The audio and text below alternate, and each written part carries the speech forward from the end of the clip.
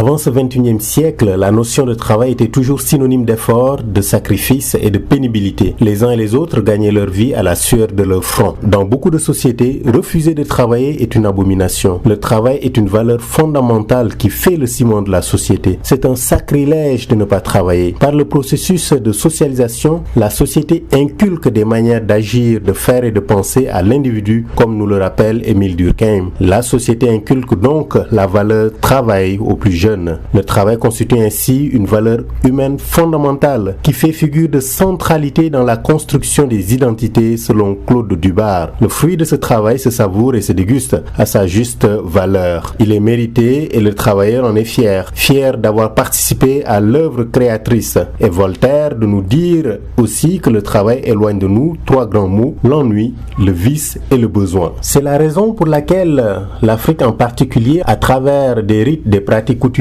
cherche à inculquer ces valeurs fondamentales de travail, d'effort et de persévérance aux jeunes générations. Mais la possibilité de se constituer de l'argent hic et nunc, ici et maintenant, a remis en cause ce legs. Par exemple, l'argent facile et les autres jackpots des jeux de hasard comme le PMU, Paris Foot de la LONASE, sans oublier les sociétés internationales telles que Unibet, Betclic, Bwin, ne font que renforcer l'émergence d'un nouveau schéma très attirant. Oui, on peut devenir riche et de surcroît célèbre rapidement et sans beaucoup d'efforts. Ainsi, pour de nombreux élèves et étudiants, le mauvais argent est celui qui s'arrache péniblement et le bon argent, celui qui tombe facilement. Il n'est d'ailleurs pas étonnant de voir des jeunes qui ont moins de 18 ans parfois prendre d'assaut et assiéger pendant des heures les kiosques de jeux de hasard aux grandes dames de leurs parents, de leurs éducateurs et au détriment de leurs études. Pour les nouvelles générations, en effet, l'argent est un démultiplicateur de vie, une valeur laïque qui sert à profiter de l'existence dans un rapport décomplexé, une vie à l'américaine. Ce qui importe in fine, c'est ce qu'on en fait et comment on le dépense. La logique et les moyens sont passés sous silence, ou alors ils importent peu et tout est fait pour y arriver, la fin justifiant les moyens. Cet argent facile et rapide va des faux billets de banque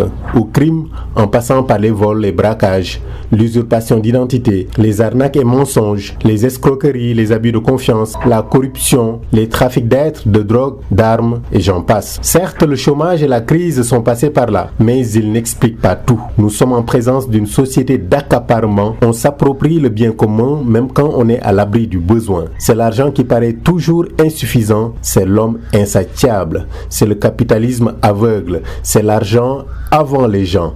L'argent d'abord, toujours l'argent, encore et encore l'argent.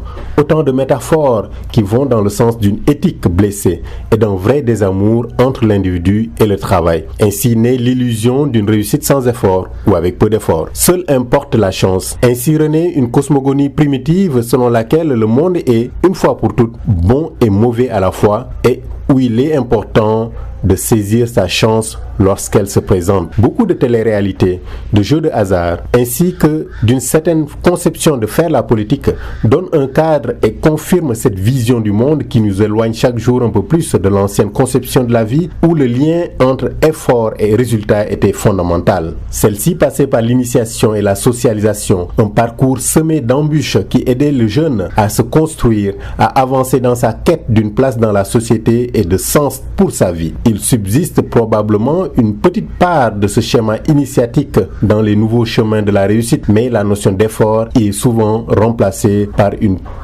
toute petite confiance en soi. Beaucoup ont encore en mémoire la récitation du laboureur et ses enfants. Travaillez, prenez de la peine.